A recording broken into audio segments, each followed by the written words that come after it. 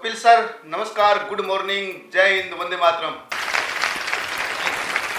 Sir सबसे पहले तो मैं आप लोगों को बता देना चाहता हूं, जो आपके सामने ये 4.5 फुट का बंदा खड़ा है ना, जो टोपी लगा रखी है, आपकी भाषा में पता नहीं इसे क्या क्या बोलते होंगे। हमारे राजस्थानी भाषा में एक ही बोलते हैं, बीन।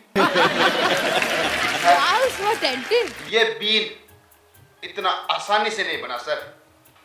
मैं छोटा था सर, उस समय मुझे पकड़ा गया, उसके बाद मेरी टोपी पहनाई गई, फिर मेरी बारात चली गई। 2-3 घंटे बाद बोला भाई तेरी शादी हो गई।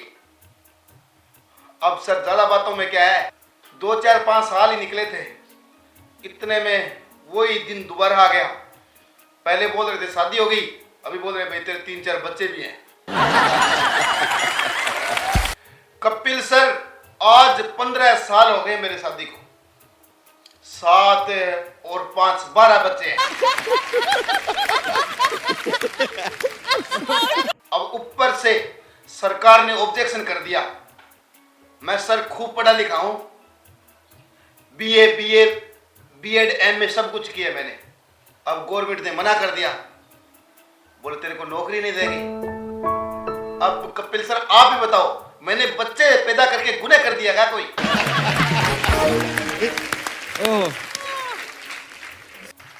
अब हमारे नए मुख्यमंत्री आ गए भजनलाल जी, मैंने उनको बोल दिया स्पष्ट तरीके से, सर आप भजनलाल जी मुझे नौकरी नहीं दोगे क्योंकि मेरे 12-13 बच्चे हैं। इतना मुझे पता है, आप इस बंदे की बात का मुंह तोड़ जवाब नहीं दोगे। राजस्थान में क्या है सर, प्रत्येक परिवार को गेहूं मिलती है, और मेरे 12 बच्चे हैं, 12-5 60 किलो गेहूं मिलेगी।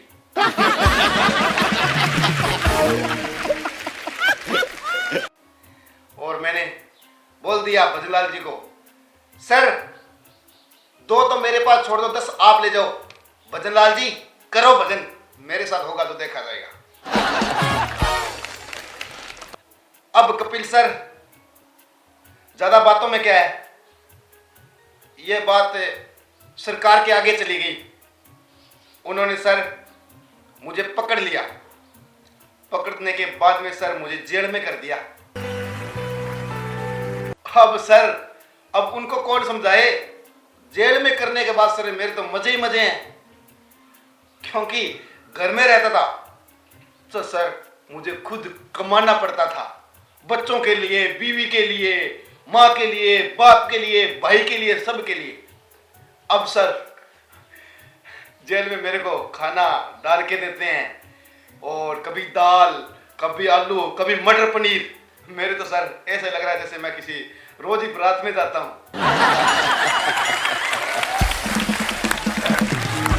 अब सर मेरी फीलिंग तो यह थी कि मैं बारात में आ गया हूं, लेकिन मुझे वो शौक आ गया, बारात में आया हूं तो मुझे हर हाल में शराब पीनी है।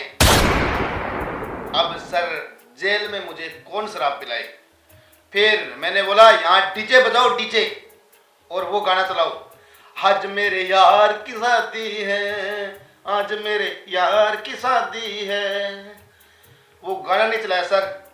जेलर आया, आते ही सर उसके हाथ में 3.5 फुट का डंडा था, उसने जल्दी जल्दी 2-4 मेरे पीठे पर चला दी।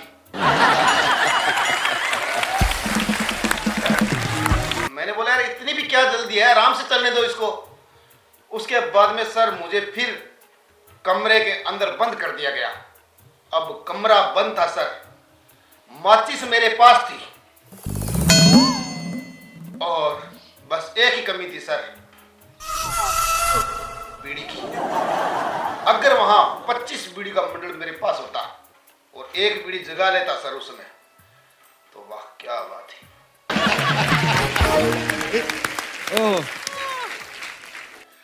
हाँ कपिल सर, अब मेरे याद आया बीड़ी से।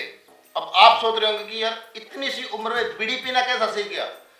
सर मेरे बाप ने मेरी पढ़ाई के ऊपर बहुत पैसा लगाया है सर, और मेरे को बाहर भेज दिया गया पढ़ने के लिए। और जैसे ही पापा क्या करते, पैसे भेजते, और जो मेरे यार बेली थे, जिगरी यार, उनके साथ सर मैं बीड़ी पीना सीख गया। और मैं पढ़ लिख के सर घर आया, तब आते ही मेरे पापा ने मुझसे पहला सवाल ये किया कि वाह बेटा, बहुत दिनों बाद आया है, बता सबसे अच्छी और खास जबरदस्त चीज तुमने वहां बाजार में क्या सीखी है। सर इतना सुनते ही मतलब मैं खुशी से झूम उठा। मैं, पापा एक बात सुनो गौर से, बस की छत के ऊपर मुझे बिठा दिया जाए और माचिस के अंदर एक ही तिल्ली हो, एक तिल्ली में ये आपका बेटा बीड़ी जला सकता है।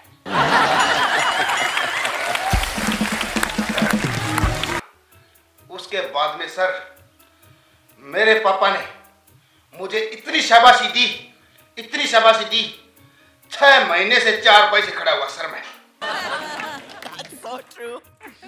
अब मेरे पापा ने मुझे यह बोला, सर तू बीड़ी सीख के है, इससे कितना नुकसान होता है।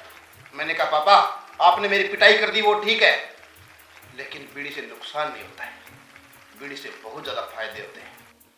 पापा ने एक लगाया कान के नीचे, बोले बता फायदा क्या होता है।